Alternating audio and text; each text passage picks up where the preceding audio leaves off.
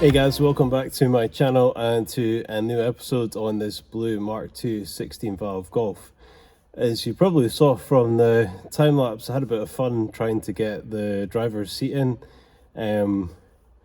Yeah, there's a couple of bits that can kind of swivel around, so the parts of the seat that go into the runners could kind of go either way around. But eventually I figured out that it's so that you could attach a seat belt on either side. They must just make basically the same structure at that point, whether it's a driver's seat or a passenger seat. So I eventually figured out that I did have it the right way around. I couldn't see from looking at one of the other cars because you'd have to actually take the whole thing out, and I wasn't really up for having to take another seat out. So eventually what I realized was there's some kind of sound deadening on the floor, and for whatever reason that was kind of protruding into the runner on the side nearest the driver's door. So I took the seat back out again and then just trimmed that down, and then I managed to get it in no problem. So yeah, it probably was a good idea to leave it till today and just use a bit more brain power rather than arm power because I probably would have ended up just breaking something. So yeah, that's great to have that in.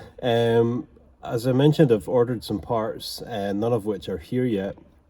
So I think there's not really anything else that we can do inside until we get some wee bits. We were waiting on the paint for the sun visors, the lock pins, just little things like that. So I think what we'll do is tackle the polishing and waxing. So if you remember, I said that the near side kind of needed another going over. One of my friends helped me polish it, and I think he had the wrong kind of buff pad. I only had one of the right type for the compound or something like that. So it kind of needs a going over. But because it's been sitting now and it's been covered in dust and everything like that, I'm just going to run over the whole car again.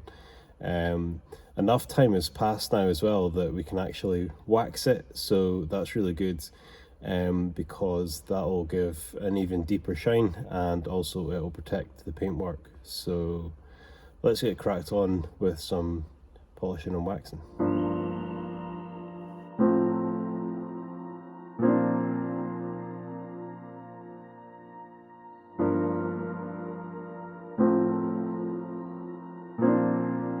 Alright, the first thing I've done is just given the bonnet a wee wipe down, and now what I'm going to do is just mask off the black plastics, because it kind of seems like a faff, but it takes a lot less time just to quickly mask them off than it does to try and get polish off them. So let's just do that first.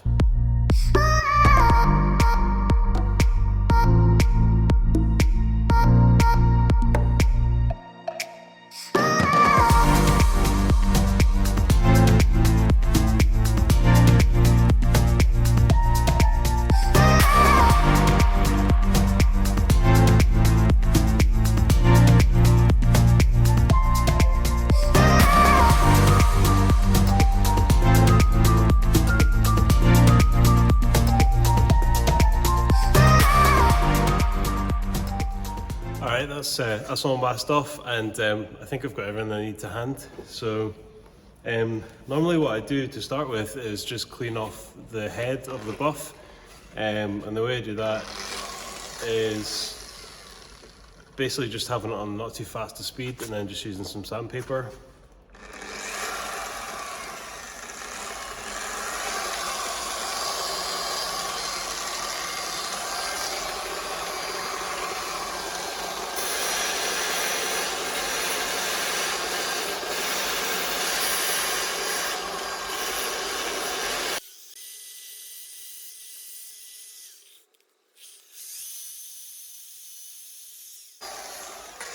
Alright, now that's cleaned up, we're just gonna start with the compound. So I think what I'll do is I'll do the bonnet first and then wax it as well, just wax it straight away, and you'll be able to see the difference pretty quickly. So I'll show you what I'm doing briefly, and then we'll put it on time lapse, or again, it'll not be a very exciting video for you. All you need is just a really small amount of compound. Just like that tiny little amount, you can hardly see it. Just a really small amount of compound. And then I usually just wet the head of the buff as well, just a little bit. And then what I do is start off at quite a slow speed, so just like maybe even 450, and then I build up the speed as I'm going.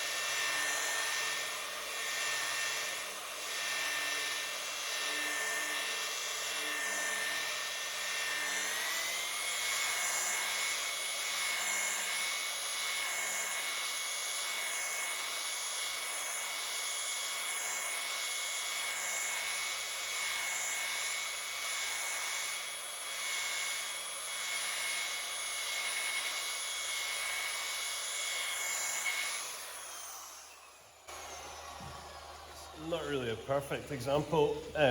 Normally I'd kind of like to get it so that the polish is all disappearing on its own rather than having to rub it off. So, but it's definitely bringing it back up again. So I'll just run over it again without any additional polish on there.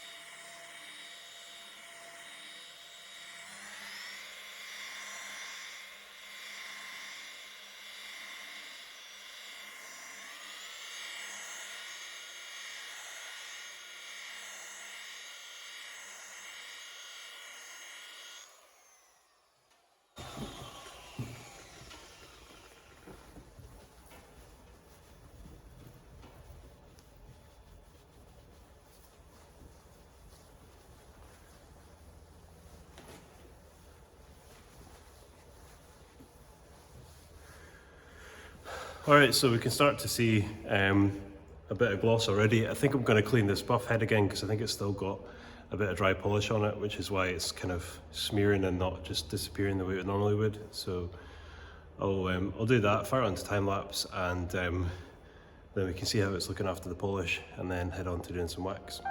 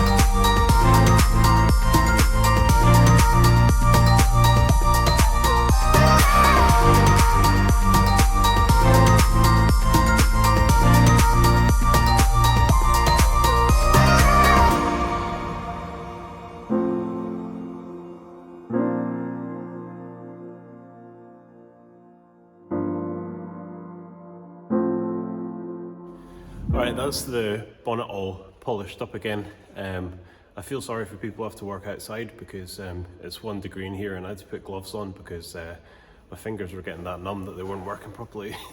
So I'll let you have a look and see how it's looking just now, and then what we can do the first bit of waxing together and then I'll time lapse it because obviously it's not going to be very exciting.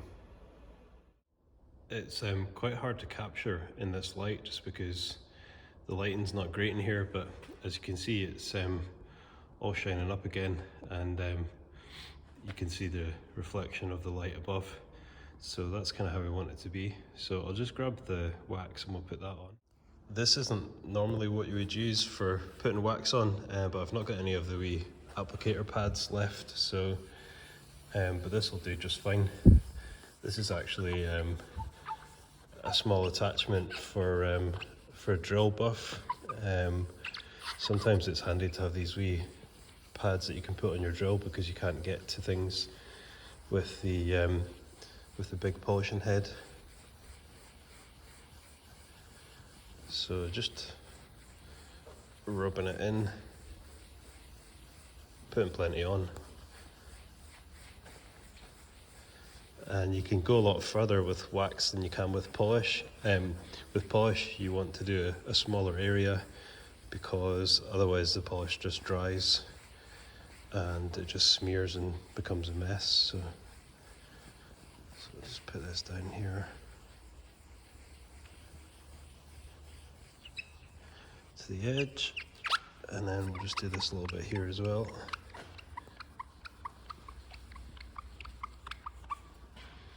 Okay, that looks okay. Alright, so I'll grab the polisher, stick you on the stand, and we can just take that bit off.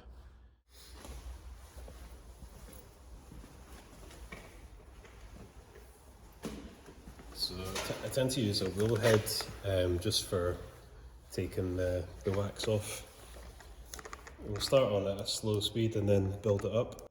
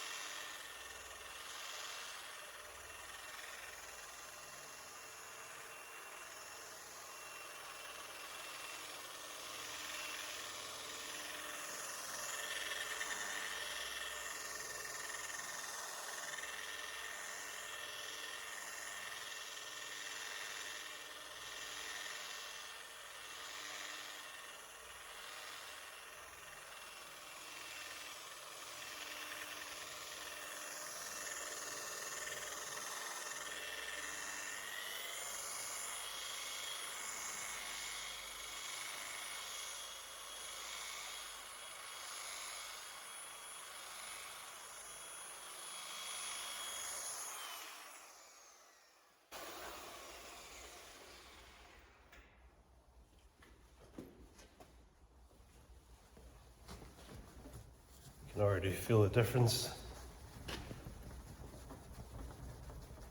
Some splodges there, these spots. Yeah, you can feel the difference straight away. It's just cloth's just running right off it, which is obviously what will happen to rainwater as well, which is what we want.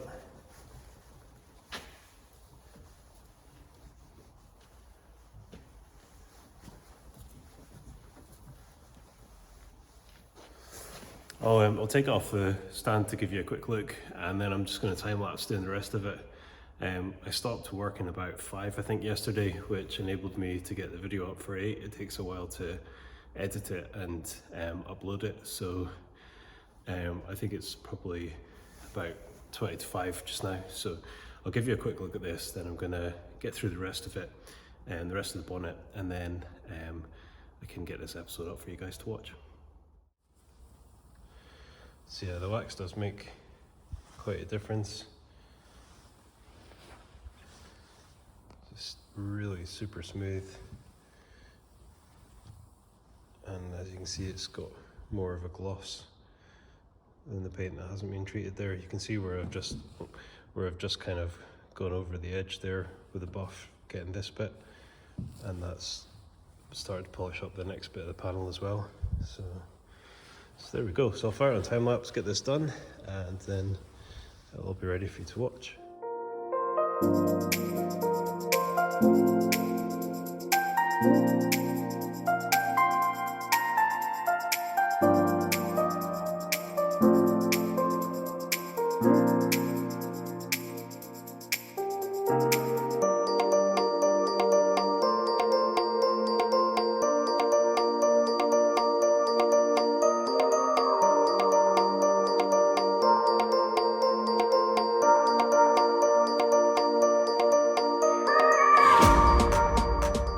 It's really hard to kind of try and capture it on video just because of the lighting in here, but hopefully you can see from there what it's looking like.